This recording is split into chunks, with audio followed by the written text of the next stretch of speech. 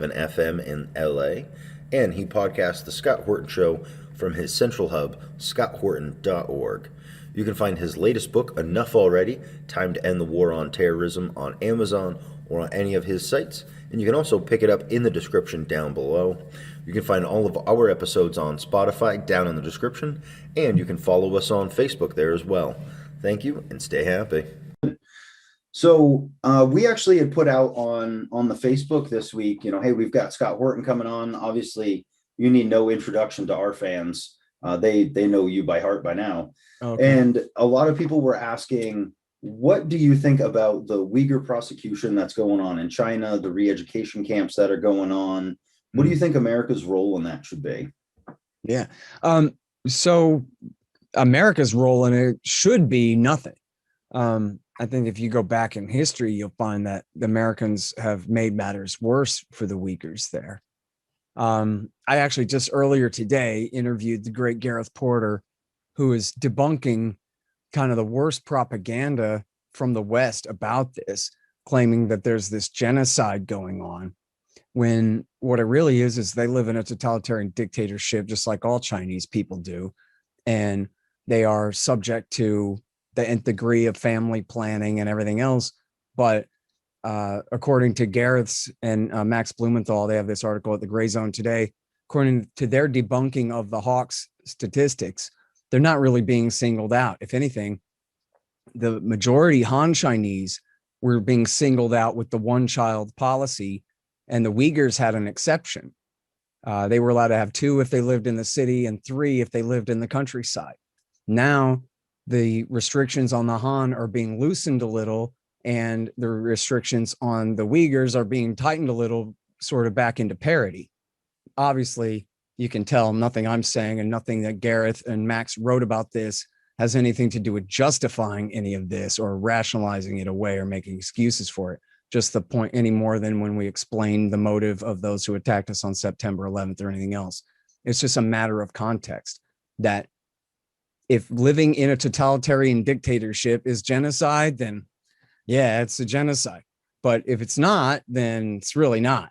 Now, as far as the, re-education and all of that, I really don't know what the truth is. And frankly, I've spent the last year writing a history book about the Middle East, in the last couple of years, and the last 20 years focused on the Middle East. I'm not a real expert on China, but nobody there is free.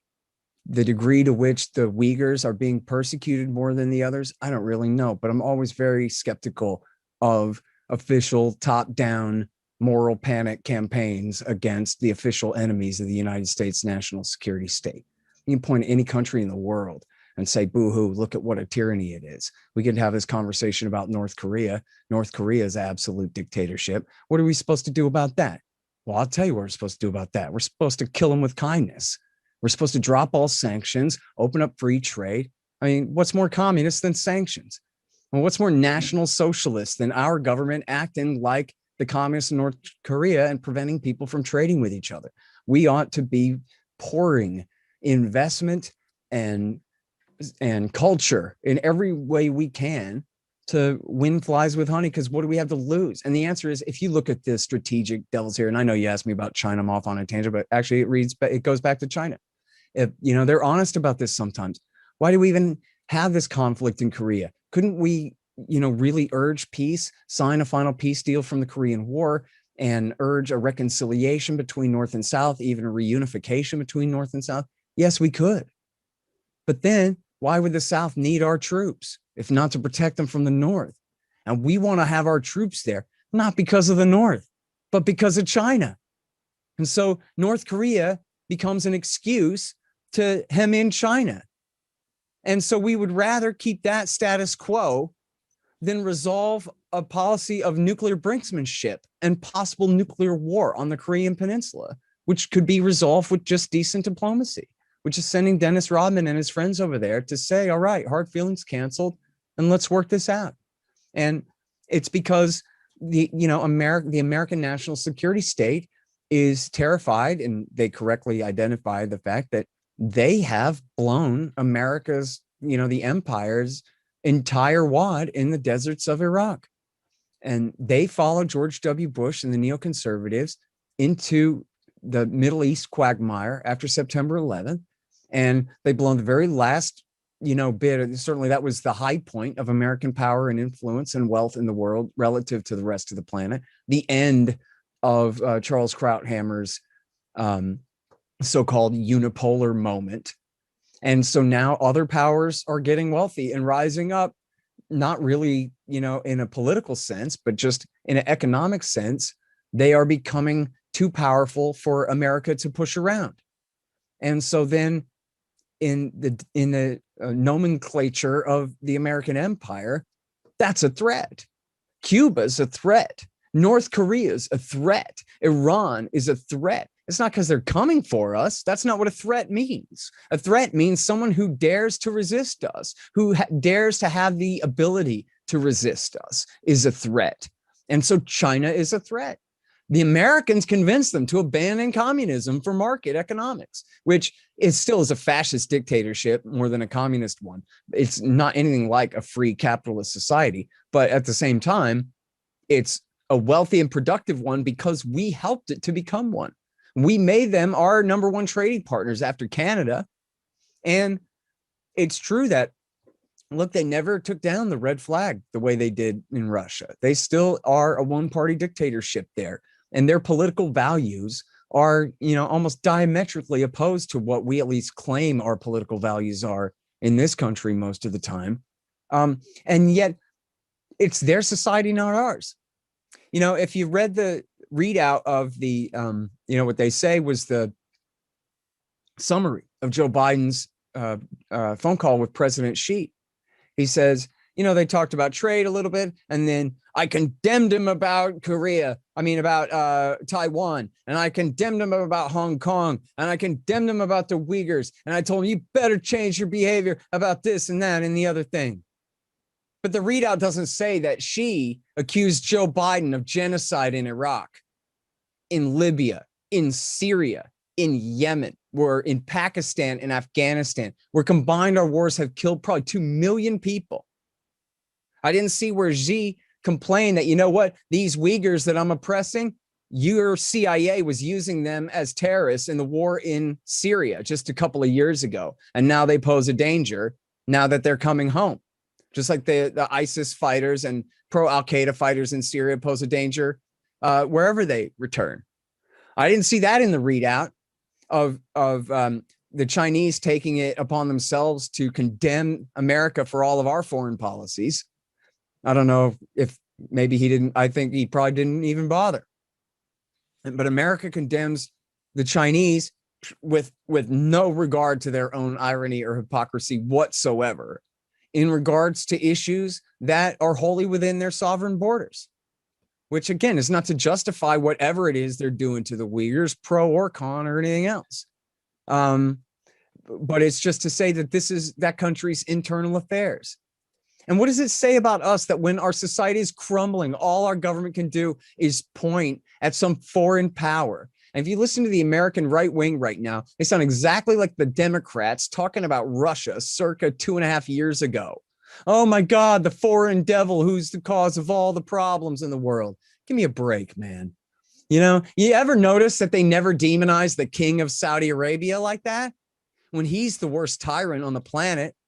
They never demonize Benjamin Netanyahu, who outright denies officially in law the human rights of half the population of his country, like it's Mississippi in 1922.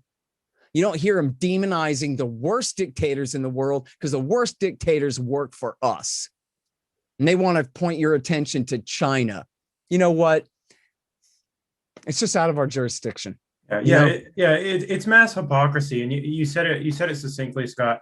The national security state, the United States warfare state, will come up with any excuse, any way to market their ideas to support operations in the Middle East and elsewhere. Your book's called your new book, Enough Already.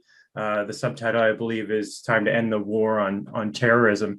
Now, Harrison and I are a little bit younger. We didn't live through any of the Cold War, really, so to speak. At least I was in diapers, when the Berlin Wall fell, essentially. Now, how is the warfare state let these proxy wars continue in the Middle East and elsewhere. Like, why didn't that end when the NATO was formed to combat the Soviet Union? When the Soviet Union fell, why do we still have the American government gallivanting all over the world as the world's police force? Because it was fun and profitable for certain factions to take advantage and do it, right? I mean, that's why they looked at it not like, oh, good, hey, the Soviet Union's gone, so we can go home and be with our families and be happy and be a prosperous, commercial, limited constitutional republic. Instead, it was like, oh, good, the enemy's out of the way. Now we can do whatever we want and nobody can stop us. And the few wise voices of restraint and prudence and all of that were nowhere to be found. In fact, that's the joke, right? Is, I guess you're too young for this, but this is my era. Last time I watched Saturday Night Live was Kevin Nealon and Phil Hartman and Dana Carvey. And Dana Carvey was famous for doing the George H.W. Bush impressions, where he would go, oh, it wouldn't be prudent at this juncture. It wouldn't be prudent at this juncture. That was the big, hilarious punchline imitation. But you know what that sentence actually is from? It wouldn't be prudent at this juncture to lift the sanctions against Iraq, not until Saddam Hussein is gone. Right. So this is like, oh, isn't it funny the way he says the word prudent? Right. And what a weird old fashioned word to make fun of on Saturday Night Live. But what is he saying? He's saying it wouldn't be prudent to let these people trade again for the next 10 years. That's not prudent to wage a genocidal world empire whose deliberate object is to kill civilians in order to try to punish the sovereign nation state that they suffer under, that his own government had supported as recently as a year before. This basically, there was no one to stop him. And as Madeleine Albright put it, complaining to Colin Powell, well, what's the purpose of having this great military if we can't use it? Colin Powell and Caspar Weinberger after Vietnam had come up with the Weinberger-Powell doctrine that essentially was like the just war theory thing. We're like, here's 10 qualifications that you must fulfill before you start a war. One, you have to know it's going to be short and sweet and easy with overwhelming force, and we'll get in and out of there, no problem. You have to know exactly what the end game is going to be, what's the definition of victory, and how you're going to achieve it before you start. You have to have the American people 100% on board for the thing. And on down the line, there's like these 10 reasons, And Madeleine Albright comes in, who'd never been in a fight in her life, of course, and says, well, so we're a superpower. We have all this power. We're not allowed to use the power. And Powell, claimed that, he felt like he was going to have an aneurysm on the spot, that she was just so kind of, easy with throwing it around. But he was the guy who led us into Iraq. He didn't do everything he could to talk H.W. Bush out of invading Iraq. He was the chairman of the Joint Chiefs of Staff. He's the guy who led that war. And that was the thing, man. This was the common theme at the fall of the Cold War. Especially neoconservatives, but lots of hawks, but especially the neoconservative intellectuals, they all came out and said that now this is the era there's our unipolar moment. It's the era of American predominance, American preeminence. Our benevolent global hegemony is what Robert Kagan and Bill Kristol called it in Foreign Affairs. This is essentially the Americans' destiny. And as you guys notice from recent history, this is what they hated about Donald Trump, is not that he was a dove or isolationist or any of these things like they accused him of. It was just that he didn't repeat all the shibboleths about the sacred American empire, how we are like the Blues Brothers on a mission from God to save mankind. And that's what justifies all that we do. That this isn't for us, it's to save the world. It's like Cecil Rhodes' Confession of Faith. We want America and Britain to combine to foist our enlightened ways on the rest of the world before it's too late. And so it's also selfless and wonderful. And we're just trying to create independent judiciaries and free markets and all this. But of course, it takes this massive amount of violence to force countries to adopt the policies that we want them to adopt. And, at least to threaten them, to bribe them, coerce them. When it's not an Iraq invasion or some kind of CIA drone war, then it's a guy with a briefcase who says, listen, you can either take this money or we're going to ruin the life of every man in your country.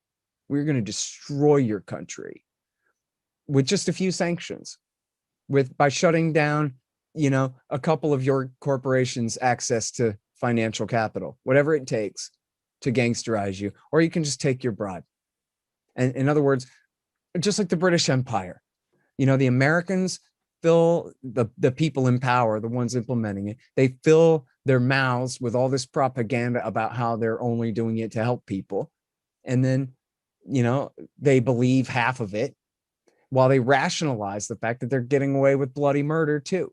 They're like, well, come on. I mean, we're creating free markets and democracy, but obviously we want American corporations to win in these free markets, don't we?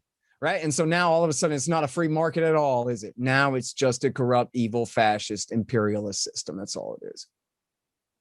Well, and we've really seen what sanctions can do in Yemen, and what selling arms to these people who we claim to be allies with, yet don't really share any of our alleged values. And, now Joe Biden's claiming that we're going to end our arms deal. We're going to stop supporting the genocide in Yemen. What do you think the validity of that is? Do you think we're really done in Yemen? Okay. Well, he actually didn't say we're done, but he did say we're switching sides again, basically.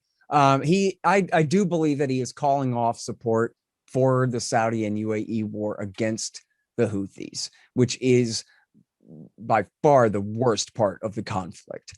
But that essentially means that they're switching sides back to the war against Al-Qaeda in the Arabian Peninsula. And that war, I think, will be scheduled to continue indefinitely. Now, when the current phase of the war started, we had been fighting Al-Qaeda in the Arabian Peninsula for about 5 years. And then and in fact, at the end of that time, our government, our current Secretary of Defense, Lloyd Austin, had made an alliance with the new Houthi regime in the capital city to help them to target and kill Al-Qaeda guys. But then it was just 2 months after that Obama and Austin stabbed the Houthis in the back and took Al-Qaeda's side against them. And that's the war we've been fighting the last 6 years. And that's the war that's being called off now. But now Al-Qaeda in the Arabian Peninsula must be 1,000 times more powerful than they ever were before, because now, at least for a few years there, they controlled like 7 towns, including the port city of Mokalla, its entire tax base. They sacked, numerous military bases and all their weapons magazines, and they've been integrated into the UAE's army, where they're driving around in American MRAP armored personnel carriers in their fight against the Houthis. So if we and they really have already supposedly called off intelligence, logistical, maintenance, and resupply support for the Saudi war against the Houthis. They're still providing them with anti-drone and anti-missile tech to protect from Houthi attacks across the border. But we haven't really heard them address what about the war against AQAP, other than them saying, when we say we're ending the war, we're not talking about AQAP. We mean the other one. So, in other words, they're switching sides back again, which I gotta say, guys, is like it must be a 99% improvement over the current situation. The war for the last 6 years there is high treason, has done more to benefit real Al-Qaeda terrorists, including guys who helped, bombed the Cole, who helped coordinate the September 11th attack, who tried to blow up the underpants bomb and blow up a plane over Detroit on Christmas 2009. This war has done more for them than you could have ever imagined or made up in a million years. And at the same time, it's been, as they call it, leading from behind, as a phrase from the Libya war, where the Americans helped the Saudis and the UAE wage the war, but then they sit back and go, well, it's the Saudis and the UAE's war, not ours. So whatever, if they're overdoing it, if they're bombing civilian targets, if they're not being careful in the rules of war the way our side at least claims to, then, well, that's not really our fault. That's their fault. And so they've been aiding and abetting not just a war for Al-Qaeda, but a war against the civilian population of the country. Again, just like with the war against Iraq in the early 1990s, is to make the civilian population suffer so that they'll overthrow their government for us, which doesn't ever work and is in fact crimes against humanity. And, this came out, I don't think I knew this in the Obama years, but it definitely came out in the New York Times last year that in the Obama years and under Trump, in both cases, there were lawyers in the State Department who wrote up memos to the boss saying that we're afraid we could go to prison for this. This is against the law, what we're doing here, committing war crimes. And then the joke is, of course, they can't go to prison. They could drop a bomb on Austin, Texas, and they still wouldn't go to prison, these people. But at least they knew that they were guilty of crimes against humanity. They knew that what they were doing was waging war against innocent children. And when I say children, it ain't like, oh, baby killer, like a cliche. The majority of the people dying in the Yemen war are under 5 years old. They're starving to death more than they're being bombed to death even. And it's because of the American UAE Saudi war against their food infrastructure, their water, their electricity, their hospitals, every business of import, the trucks, the farms, the fishermen in the ports, the horses in their stables, whatever you got. It's a medieval siege campaign against the civilian population of the country. So if in fact Biden is really calling that off and he's going to continue the war against AQAP, that part is still wrong, but I got to call it a 99% improvement over what's been going on over there, which is frankly as bad as Iraq War II. Well, and we know that the government is not afraid to kill children to accomplish their goals. And one thing you've talked about this before is Waco and what they did there. And just in general, they did not care about what the human toll was as long as they accomplished their goals. And it kind of goes to your point, if they could drop a bomb right in Texas and they'd get away with it.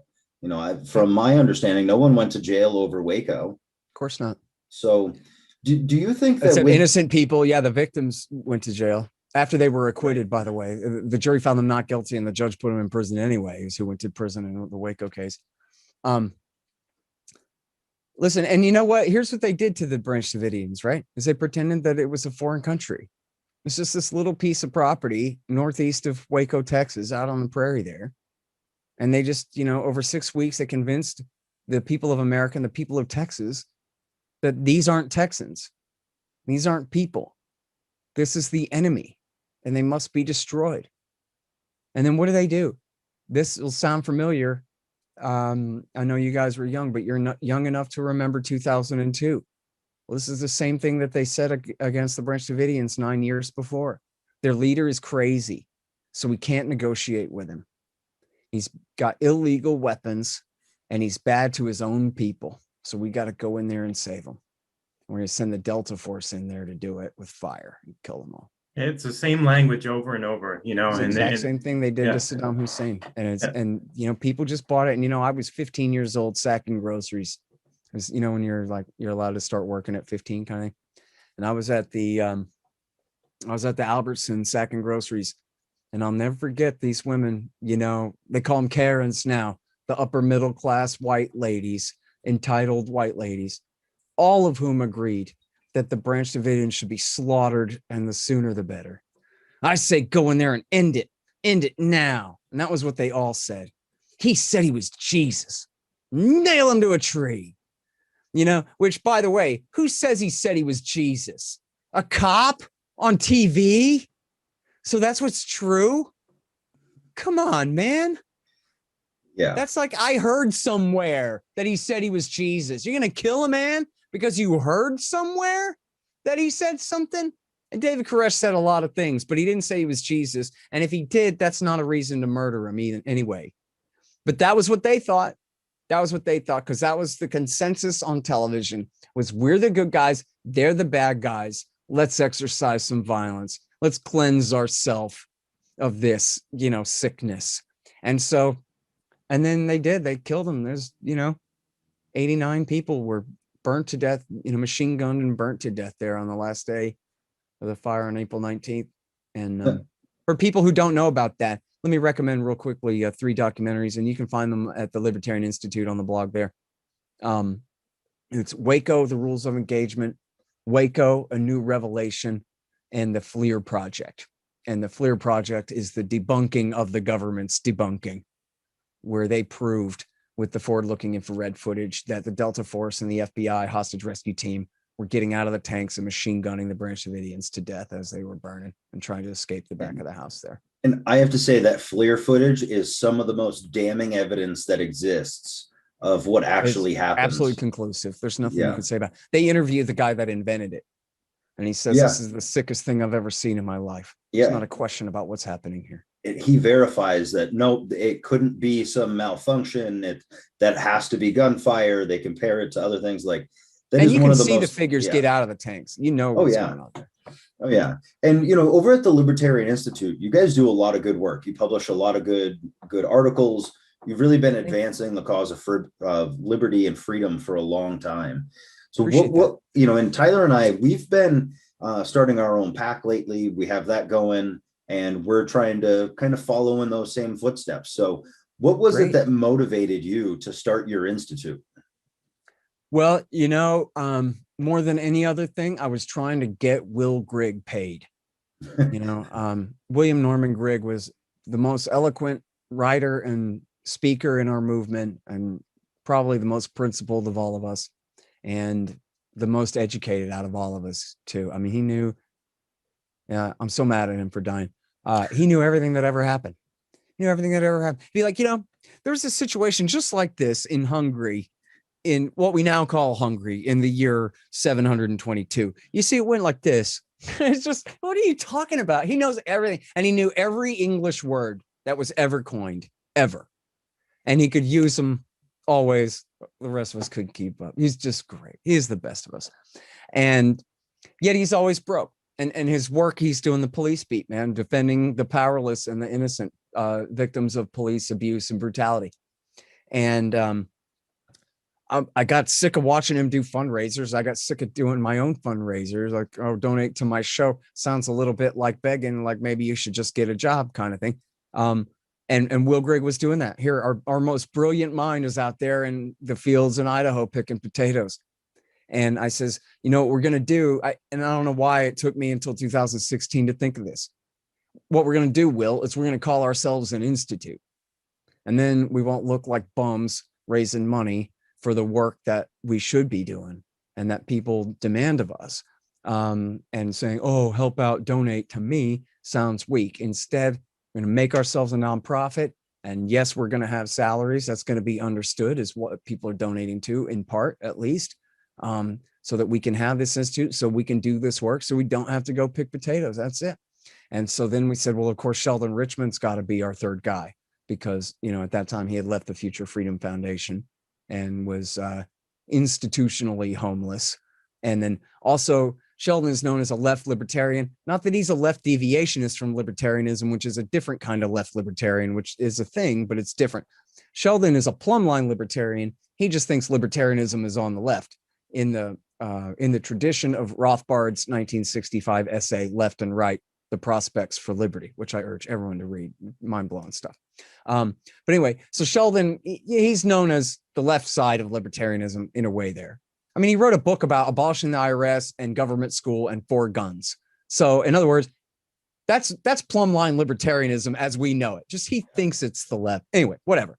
But Will is known as a former Bircher, and he was like a right-wing New World Order guy in the 1990s and was the editor of the New American Magazine, and then had come much more toward plumb line Rothbardian libertarianism in the W. Bush years, left the Birch Society in 2006 and was just focusing on police abuse and doing all this great stuff. And then I'm known as, number 2 guy at antiwar.com back before Justin died there, kind of thing. And so I have my own reputation that comes with being the foreign policy guy. And we thought, well, so that's perfect. That's the 3 of us will do this thing together. And then unfortunately, Will Grigg died about 6 months later. I only got to pay him once, $700. And I don't even know if he knew that, honestly. I doubt he even found that out before he died. But anyway, we're plugging away. We got great podcasters and great writers. We've always had a lot of great writers there. And now we've got this great collection of podcasters as well. Keith Knight, a great anarcho-capitalist, and Patrick McFarlane, a great libertarian lawyer. And I'm not sure if he's an anarchist or not. He's certainly a radical. And my good friend Tommy Salmons, who's a libertarian trucker and does all kinds of great work on there. and tons of great writers. And we publish books, 3 of mine, my 2 terror war books, Afghanistan, and the latest Enough Already. And then also my book of Ron Paul interviews, The Great Ron Paul. And then we also put out 2 by Sheldon. And both of these are just classics. I mean, I'm proud to brag about this work. It's just great stuff. The first one is the definitive libertarian take on the Israel-Palestine conflict. It's called Coming to Palestine. And Sheldon was raised Jewish Zionist in the United States. And the book is essentially what he learned about the truth of what happened to the Palestinians, the injustice of what happened to the Palestinians, and the reality of the nation state of Israel as it stands now. Absolutely perfect. The libertarian take on that question. And then the next one we put out last summer is called What Social Animals Owe to Each Other. And that is a takeoff on William Graham Sumner's book, What Social Classes Owe to Each Other. So this is about individuals. This is what individuals owe to each other. And you guys already know the answer: non-aggression. That's what we owe to each other. In fact, Sheldon calls it not the non-aggression principle, but the non-aggression obligation. You have a duty to not aggress against other people. That is on you to not do that. Otherwise, you're a free man. Make your own choices.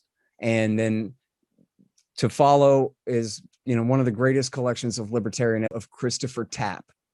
And Christopher Tapp was a young guy who was framed for a murder that he did not commit by the police in Idaho, and was sentenced, I think, originally to death and then later to life. And they finally ended up letting him go in 2017. And Will had done just an incredible job of keeping up with that case.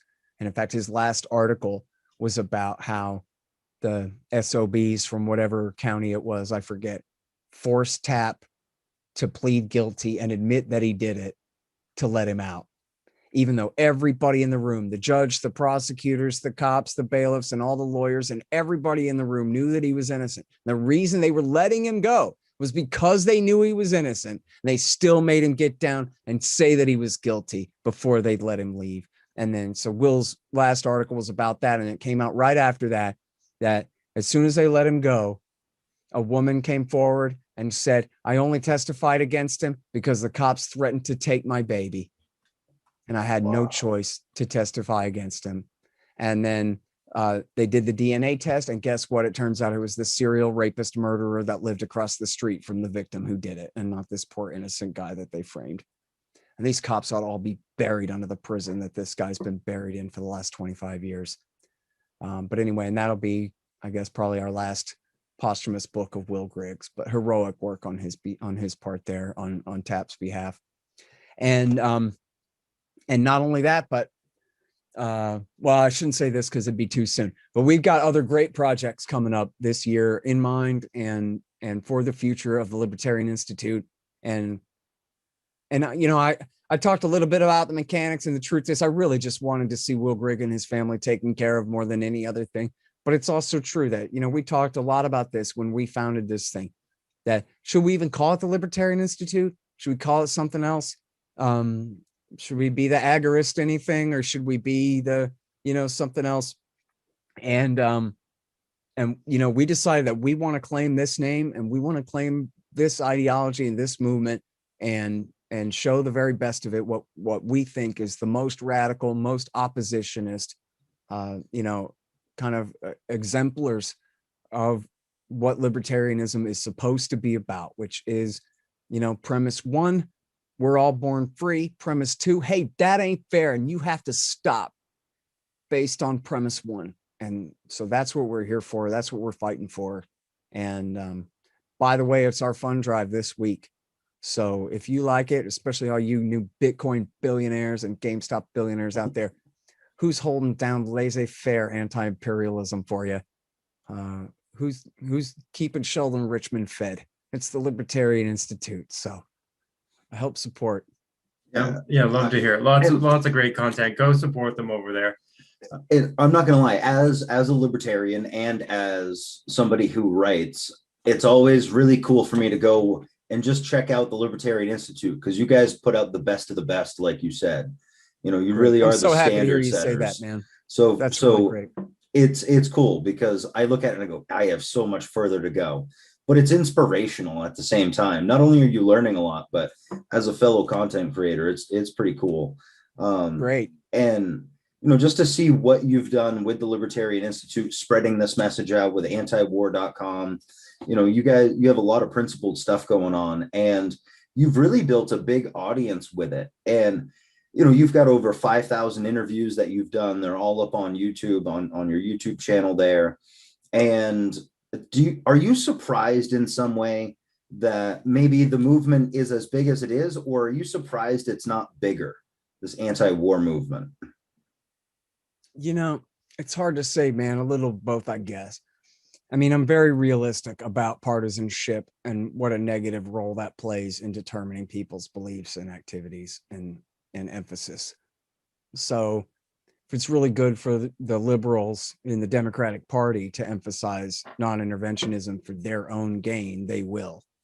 Like what happened in 2005 and 6 when they pretended to care about the war in Iraq. But then once they won the midterms, it wasn't even Obama. It was once Pelosi won the midterms in 06. That was the end of that. They just dropped it, turned right around and started financing whatever Bush wanted and doubling the war even. So that's just how that goes. And then, you look at Donald Trump, I think other than signing the withdrawal deal with the Taliban, shaking hands with Kim, two real concrete things there.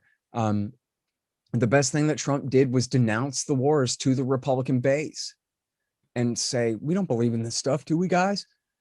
And they all answered, no, yeah, whoever believed in this stuff. George Bush's wars, I'd never heard of them. I think it was the Democrats that invaded Iraq. I don't know. Which is fine with me. I mean, that's the greatest thing that Donald Trump ever did for this country, is to tell the right wing, we don't believe in this stuff, do we, guys? And get them to agree to that, right? But then the question is, if our next president is Dan Crenshaw or, some horrible Republican hawk, are they going to turn right back into Bush's men and do whatever they're told? And look at the way that, hey, look, I heard some bad stuff about China. I heard the worst thing about Biden is that all he wants to do is kowtow to China. And, I remember seeing almost immediately after the election or something, I saw somewhere this right winger saying, oh, great. Now Biden's going to sell out Israel and give everything over to the Ayatollah and to Beijing. And it's just like, look, man, I don't know what planet you're from, but here on Earth, Joe Biden has always been the worst Zionist in Washington, D.C. until Donald Trump came. If you think he's about to turn Israel over to some non-existent wolves out there that do not threaten it, you're stupid and crazy and wrong. You're caught up in a narrative with no knowledge at all. Okay. And then he's going to give what to the Ayatollah? Iran has no power. Iran is, economically it's the size of New Jersey, but New Jersey churns out battleships. What does Iran churn out? Nothing. Iran is a threat to nobody. Iran ain't even a threat to Kuwait, much less Saudi Arabia, much less Israel, much less the United States of America. Give me a break. The greatest gain in power that Iran has had all this time is when George W. Bush gave their best friends Baghdad. Well, I don't think the Americans are in any position to complain about that. But what's Iran's relative power to the United States? They're as powerful as the panhandle of Texas. Okay? They're as powerful as the nation state of Amarillo. That's what a threat they are. Come on, this is pretend. And then we go from 3 years of pretending that Donald Trump is of the Democrats pretending, and the media and the intelligence agencies pretending that Donald Trump is a suborn, treacherous, traitorous agent of Russia and Vladimir Putin. And we go from that's the biggest crock that anybody ever made up since Saddam's nuclear weapons program in 2003 to turning right around and believing that that's the story with Joe Biden. And Joe Biden, which, by the way, there's a hell of a lot more kernels of truth there in terms of the Chinese apparently laundering millions of dollars through his son's, shell corporations and this kind of crap. But, and as real as that is, and I talked with Peter Van Buren, who actually got his hand on a clone version of the laptop, the Hunter Biden laptop.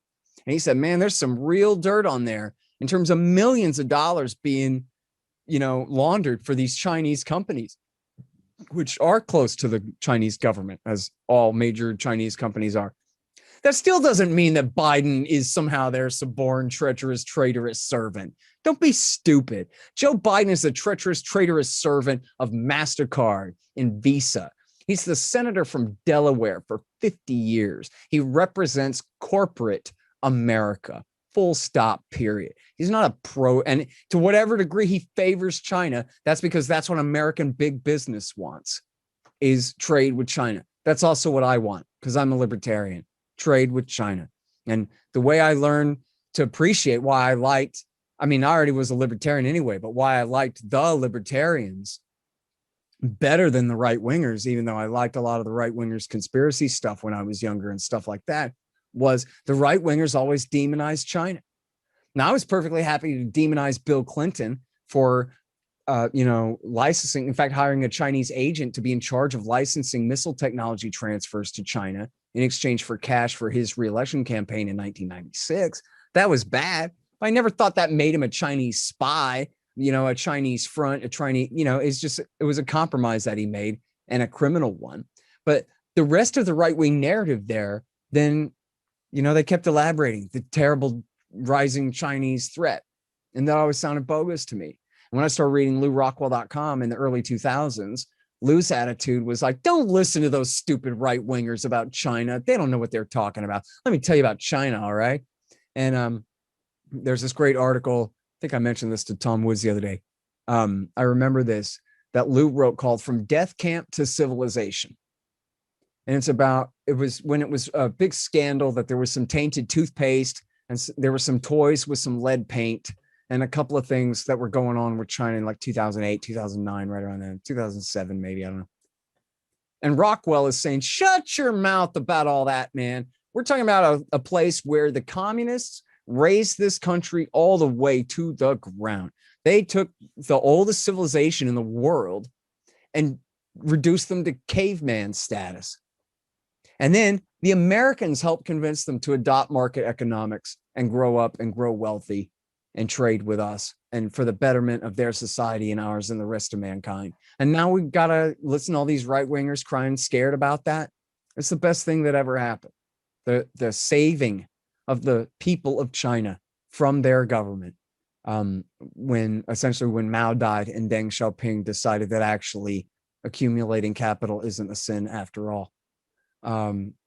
It's just, and look, it is a dictatorship, and it's a horrible one. And I'm not the expert on this. I got a lot of reading and catching up to do on this, but it seems pretty clear that the current Xi presidency in China is more authoritarian than his recent predecessors.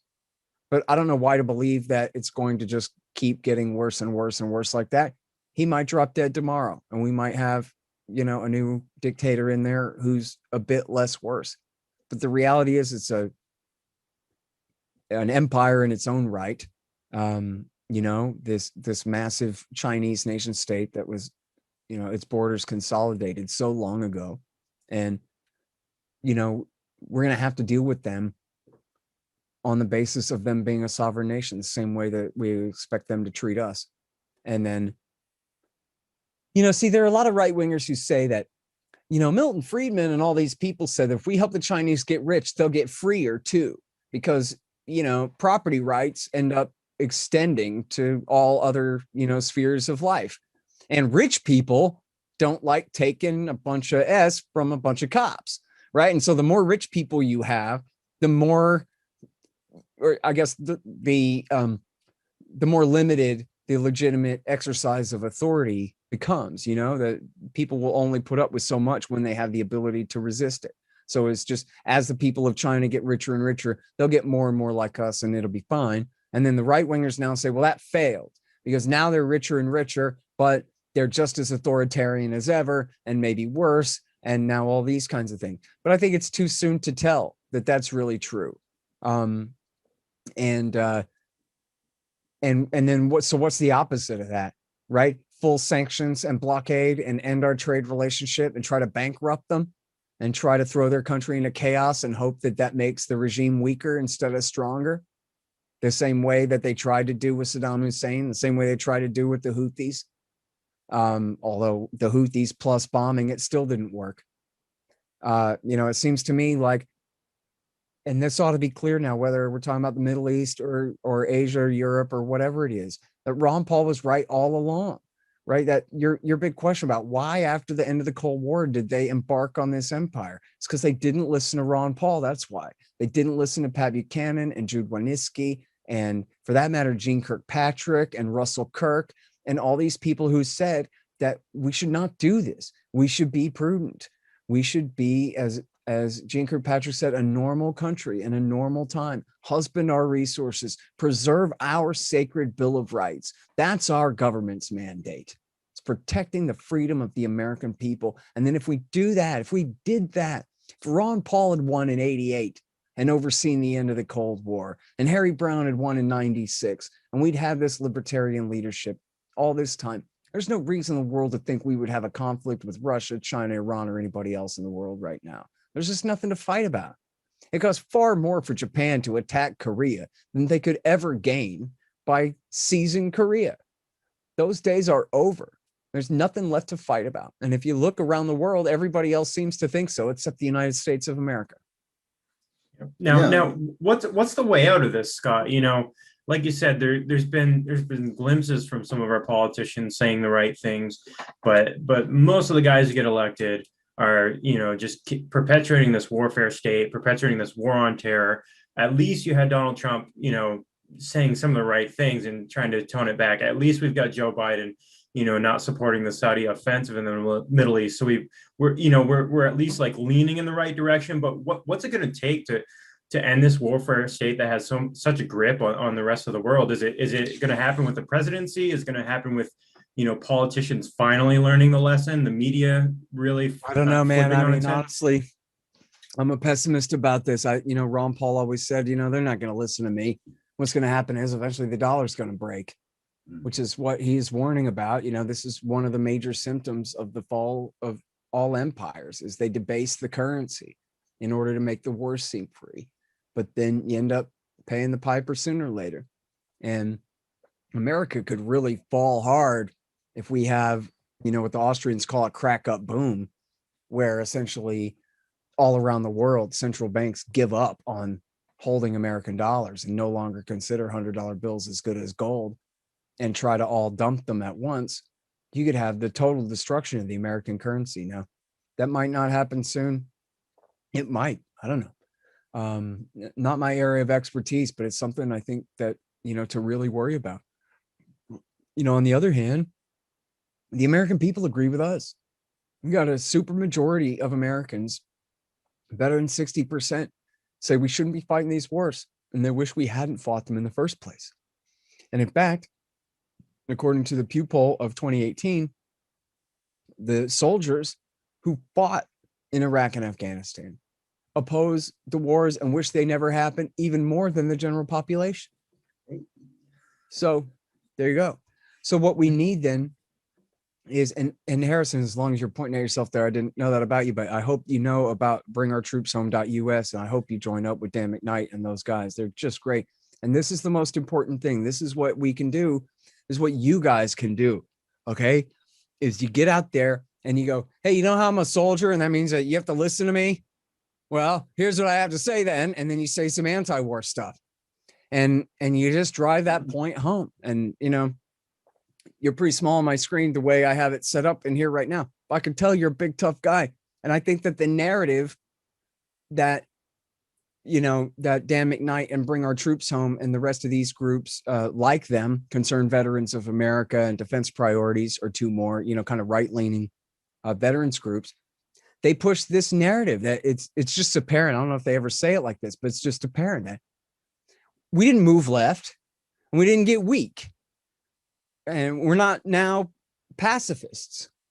It's just that we got smart and we learned that we shouldn't be doing this. And this isn't right. And we're going to do this instead now. And then based on their authority of being in these wars, They can end every statement along those lines with, I'm not asking you, I'm telling you, I've been there. I know how this works in a way that I can't talk, right? You guys, I told Dan McKnight that for years I had asked anti-war veterans that I know, what do you think about putting together a group like this? And this is what I need. If I had inherited Ross Perot's fortune when he died, I would have hit the road looking for Dan McKnight. This is what we need. We need libertarian and right-leaning veterans of these wars, of the 21st century wars, to lead the charge against them and to disrupt for all time that narrative of anti-American tie-dye hippies and Vietnam new left, free love, and afros and vests with no shirts and whatever crap, left over from in people's imagination from the 70s, 60s and 70s era there to a whole new era where it's guys who lean right, guys who lean patriotic, who, and I don't mean to categorize libertarianism as the right, but let's face it, a lot of people do. And frankly, as long as you don't talk like a leftist, as long as you're not out there saying, we need that money for public schools or whatever, then you're not turning people on the right away from you.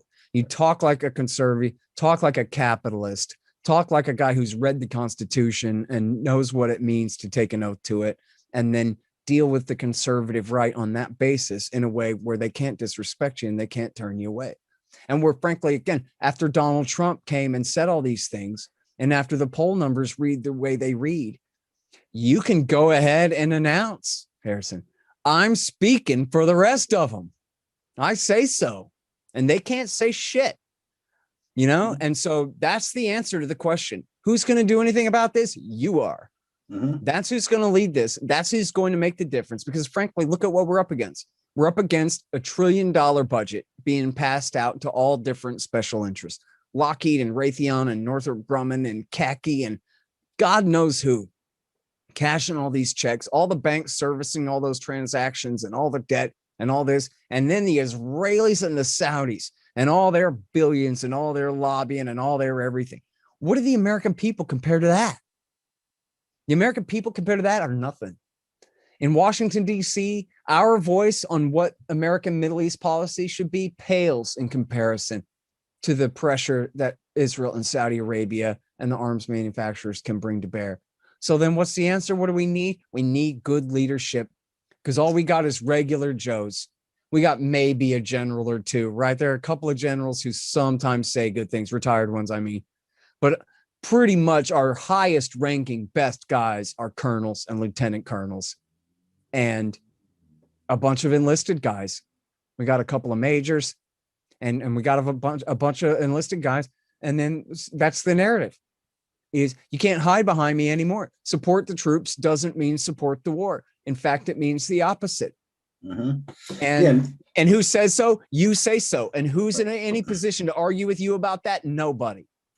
Yeah, and I'll say I've made it kind of my personal crusade over the last 6 months to a year to really put my foot down once we start talking about the war issue, the military state, our wars in general, because I have the liberty of saying, no, we're a terrorist organization right now. That's what we're doing is terrorist actions. And nobody can say, oh, you're a commie pinko. I can go, really, because I've been there. Where have you been?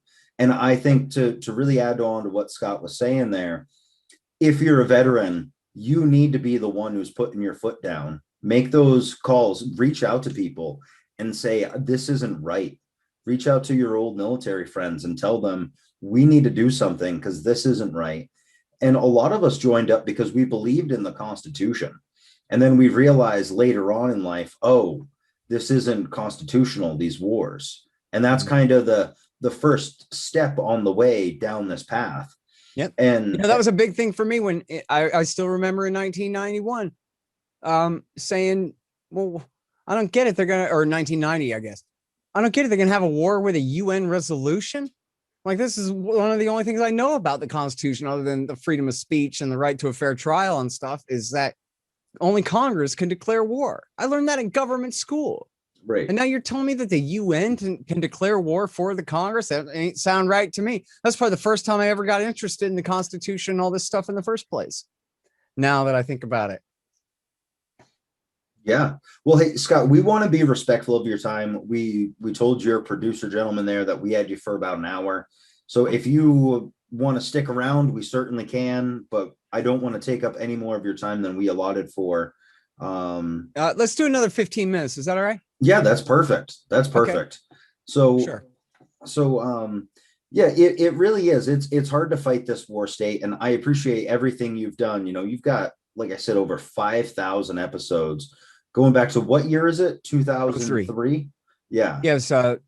They pulled the statue of Saddam Hussein down on the 9th, and the first interview of the new interview show was on the 12th. Oh, wow. Although if you go all the way down to the bottom of the list now, I found it was that crafty YouTube algorithm coughed up my old lost interview with the surviving Branch Davidian David Thibodeau from 1998 or 99. I'm not sure which. I think I labeled it 99 on there. Wow. But that was the first interview I did on my first radio show on Free Radio Austin, back before the turn of the century. I'm gonna have to go listen to that. That sounds exciting. Yeah, it's only part of it. The beginning and the end are cut off. But I just saw I was looking, and it said Free Radio Austin interview with surviving Branch Davidian. I was like, wait a minute, that has to be me. I clicked on it, and there it is. It's me interviewing David Thibodeau. And then I saw it was posted by a guy named Mad Dr. S, who had a show on Chaos Radio, which is the pirate station I was on after Free Radio. And he said that he had gotten it from Shauna, the lady that ran Chaos Radio. She had given it to him, and he just, got a wild hair and put it on YouTube. And then YouTube somehow just served it up to me coincidentally when I was looking at some skateboarding or who knows what. And so my long life, and so, here's the joke that makes that cool that you guys don't know. My entire archive of my first radio show was stolen and lost. My friend had it in a shoebox, a shoebox full of cassette tapes in his storage shed that got stolen. So the only recordings I have of my first radio show is one tape that I made for my auntie and uncle that I forgot to ever give them. That was like a copy about the Oklahoma City bombing. And then the other one is this Branch Davidian interview that I didn't know that anybody else had ever recorded. And then there it is. Wow. Yeah, that was pretty cool. That is pretty cool when you can go back all those years and say, oh, there's still something, even though I thought it was all gone. That's cool. Yeah, absolutely. And man, am I pissed that those shows from 98 and 99 are gone, because I was a total New World Order kook at the time and everything. But look who you're talking to. I was the smartest New World Order kook you ever met. And so, man, was I making great predictions about the coming war on terror. In fact, as long as we're just BSing here, I'll tell you another story. Not BSing in a dishonest way, but just fooling around. I remember as clear as day this conversation from 99. It was the guy that came on the same time slot as me, but on Thursday. I was Wednesday at noon. He was Thursday at noon. His name was Till. His name is Till, kind of a Bernie guy, left-wing environmentalist type. But he's really smart, knew all this stuff. And he would always call in my show and we would talk about whatever. And I remember having this conversation with him where, again, I admit I was a New World Order kook at the time and whatever. But so I says to him, I go, look, here's how it's going to happen. Okay. Governor Bush is definitely going to get the nomination. And he's definitely going to beat Al Gore because Skull and Bones outranks, Yale Skull and Bones outranks Harvard. His blood is bluer. So they're going to rig the election for him. Now, if you remember how 2000 played out, Gore did not concede that election to the Skull and Bones. He fought like hell and lost anyway. But anyway, so I was wrong about that part, but I was right anyway. George W. Bush is going to run and he's going to win. And then there's going to be a massive terrorist attack and, probably on New York City. They're going to blame it on Osama bin Laden. And then they're going to go to war in Iraq and I had seen, and this is what I was thinking of at the time. And I didn't know who he was, but I had seen Bill Kristol say that, I can't imagine that W. Bush would fail to remove Saddam Hussein from power and take the risk that after only 4 years, he could be unelected like his father with Saddam Hussein still in the chair. I don't think the Bush family could handle that kind of humiliation. kind of thing. So, and I just knew that computes totally, right? If W. Bush is in the chair, he has to attack Iraq first term. He has to, because if he doesn't, he's taken the risk that he could lose after 4 with Saddam still in the chair. And just like Bill Kristol said, the family won't put up with that level of embarrassment. They can't. He has to do it. So I just knew he's going to do it. Till says, yeah, but remember, bin Laden's in Afghanistan. And so they're going to have to go to Afghanistan too, or first. And, you know, meanwhile, Christiane Amanpour on CNN has this big propaganda campaign demonizing the Taliban and softening them up for regime change too. And I'm like, yep. So there you go. It's going to be W. Bush. There's going to be a terrorist attack, and he's going to attack Afghanistan and Iraq. But then, and I know that this was on tape because I listened to the tape. That's probably why I remember it so well. So I remember listening to the tape of the thing and going, wow, you know, later when this comes true, I'm going to look real smart and this kind of thing. But then the joke is some jerk stole, you know, robbed my friend's storage shed and threw, and of course, all the tapes just ended up in a gutter somewhere on the side of the road somewhere, right? Why would they even steal a bunch of blank tapes with little ballpoint pen writing on them, right? It's not like it's, even if it's Black Sabbath, it's not going to be a good dub. Like, what is even the point of stealing Your that first from fan. you? It's You your know? first fan Yeah. right there, you know? I know. And then, but so the joke is, I always wish out of all the clips of that show, I always wish I could play that one because, you know, like I said, my syllogism was all silly conspiracy stuff, but I was still right anyway about this is how it's going to play out. But then here's the punchline of the joke is I met a friend of a friend and I said, you know, Till, let me get Till's number. Cause I've told the story, you know, through the years, you know, from time to time. It's funny because I can't prove it and whatever. And then, so this guy who is a legendary Austin radio guy, Jim Ellinger, he gives me Till's phone number. And I call Till and we have this great talk for like an hour and he's all pissed off at Trump and we're having this great talk. And I go, hey, Till, tell me something, man. Do you remember this conversation where we're predicting the attack? And I'm saying Bush is going to be the president and then we're going to go to Iraq. And then you chime in and go, yeah, well, we got to go to Afghanistan too. And all. And he goes, nah, I don't remember that. So there was my witness and he has no recollection whatsoever. So there you go. Wow. But anyway. Well, and they always kind of signal when they want to go to war. It's never like we don't know that there's a war that they want. You know, and with that one, we did see like the Project for the New American Century, that document came out. So there was some foreshadowing ahead of time. And especially since a lot of the people who worked on that document were in the Bush administration, we could see the writing on the wall. So, yeah, I think knowing how smart you are and how much forethought you put into stuff, I bet you got that one easily. Well, you know, I didn't know about the neocons. I thought it was weird that this guy, Bill Kristol, looked like such a wimp and can't even grow a whisker on his chin. He looks like such a, you know, like wouldn't you just push him down the stairs or something? And yet somehow, you know, I didn't know that, oh, he's the son of a Trotskyite and his best friend is the son of Midge Decter and like all this stuff that matters that you got to go read Jim Loeb to understand. I didn't know any of that. To me, it's the Republicans. You know, which means James Baker, the oil man, and you know, the Bushes, who are the skull and bones men. And I didn't know, like, who are these Likudniks and what is their interest in this? Why is it that this guy, Bill Kristol, who's like, he sure looks like a Democrat to me. Why is he the meanest hawk when it comes to Iraq? And I didn't really figure that out until I started reading antiwar.com in, well, I had read them originally just a little in 99 during Kosovo, but I didn't really start reading Raimondo and understanding who was who with the neocons until the end of 01 and then through 2002 and 3 in the lead up to the Iraq war. And only then did I understand, oh, that's why these Republicans, this weird kind of sect of Republicans are so hell-bent on overthrowing Iraq. They're Israel's fifth column in the United States, and they're sent here to suborn the interests of the empire and the interests of a foreign power. Well, that makes sense then, why a guy like Kristol is talking about Bush family shame and honor. You know, obviously he doesn't care about that. He's just figuring out what buttons he has to push in order to get these people to do what he wants. Yeah. We a lot of times we hear that when Bush was campaigning, at least like in the Republican primaries, he had more of a dovish, you know, temperament towards war and whatnot. But obviously, it didn't take a lot to push him over the edge. Yeah, that was a lie. He was always lying about that. I mean, he was George Bush's son, so he knew in the campaign. This was just Karl Rove talking. That, you know what? There's kind of a lot of resentment on the right. You hear the way people talk about it on the right, because remember, it's 8 years of Bill Clinton. where the commander in chief is a pot smoking hippie surrounded by homosexuals and so the respect for the leadership of the military was, diminished in that sense, and as an institution and all of that. And then what's the job? Nation building, which sounds like a wimpy liberal Democrat thing to do. And then so Bush would say, the purpose of our military is to fight and win wars.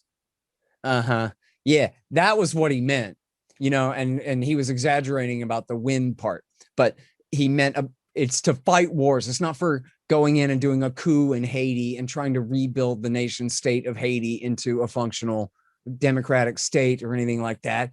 It's just to hunt down bad guys and fight them and this kind of thing. But, he never really meant that. And then from the moment he went to Afghanistan, he announced a nation building project. We're letting Emmanuel Goldstein go. The bad guys got to stay out there on the loose somehow, but we're going to change the regime in Kabul. And then we're going to spend 20 years trying to remake that civilization. And went on to Iraq to do the very same thing. And, in Somalia, he just invaded with special ops troops. But even there, they tried to build a new government, the transitional federal government that they tried to foist on the people of Somalia. It was this top-down project that, of course, they've never accepted in all the years since. Awesome. Thank you again so much for joining us, Scott. You guys can catch his book, Enough Already, on Amazon, wherever books are sold. Again, it's Scott Horton. You killed it, man. We'll drop your links in the bio. One thing we always ask our guests, we're the Liberty Happy Hour, so we've always got a beer. What's your favorite beer, Scott? Honestly, man, Dr. Pepper. I drink coffee until it's time to switch to Dr. Pepper, and then I drink Dr. Pepper until tomorrow morning when it's time for coffee again. There you go. I can appreciate that. Not much of a drinker. All right. Well, but I guess, what, if we had to go get drunk in honor of old dead friends, I would slam some Lone Stars. Lone Stars. I can do Lone Stars. All right. Well, thank you again so much for coming on, Scott. Do you want to give the people your plugs one last time? Tell them where they can find you. And again, All those links will be in the description. Great. Yeah. And thank you both again very much for having me on here. Antiwar.com. I'm the editorial director there. A lot of great guys doing a lot of great work. All the best news and views and everything you need to know. It's the most important project on the internet, bar none. Antiwar.com. Then it's my institute with Shalda Richmond and Pete Quinones and Kyle Anzalone and all the great guys over there at the Libertarian Institute. And it is our fundraising week there, trying to raise some money, libertarianinstitute.org/donate. I'm on the radio in Los Angeles, 90.7 FM, KPFK on Sunday mornings. And my show is the Scott Horton Show. As you said, 5,400 something interviews there, going back to 2003 at scotthorton.org. And then the books are Fool's Errand, Time to End the War in Afghanistan. And the brand new one is Enough Already, Time to End the War on Terrorism. Oh, and one more thing about that. I got my full interview archive is at youtube.com/Scott Horton Show. But also, if you go to youtube.com/Scott Horton Show, we've got this brand new video project. I don't know if you guys have seen it yet. It's a guy named Gus Cantivero from Tom Wood's fan group. Came out here about a year and a half ago and filmed me all day one day. And we did the video version of all 14 chapters of the whole Terror War book. And then he edited them all down to 5 to 10 minute long segments, and then flashing articles and pictures and so forth to prove my points as I'm claiming them throughout. So it's Enough Already, Time to End the War on Terrorism, a video adaptation by Gus Cantivero and featuring me here. And last night we put out chapter 11, Syria, I think. So we got a couple of more to go. Yemen and then the war at home, I think, are the last two left. And that's all on youtube.com/Scott Horton Show. I really liked the one about the Bill Clinton years. Those are really, they were all really good. So much. I do too. He really gets my goat going. Thank you so much for coming on, Scott. Guys, make sure you check out his links in the description. They will be there. And as always, stay happy. Thank you for listening to another episode of the Liberty Happy Hour. Make sure you check out all of Scott Horton's work at the Libertarian Institute, Antiwar.com, and scotthorton.org. You can find all the links to his social media in the description below, as well as his newest book, Enough Already, Time to End the War on Terrorism, from Amazon. You can find links to all our social media pages and find all of our episodes on Spotify down in the description. The Liberty Happy Hour is a proud partner of Free Speech Media Network. For more great content like this, 7 days a week, check out trovo.live/free speech media. That's TROVO.live/free speech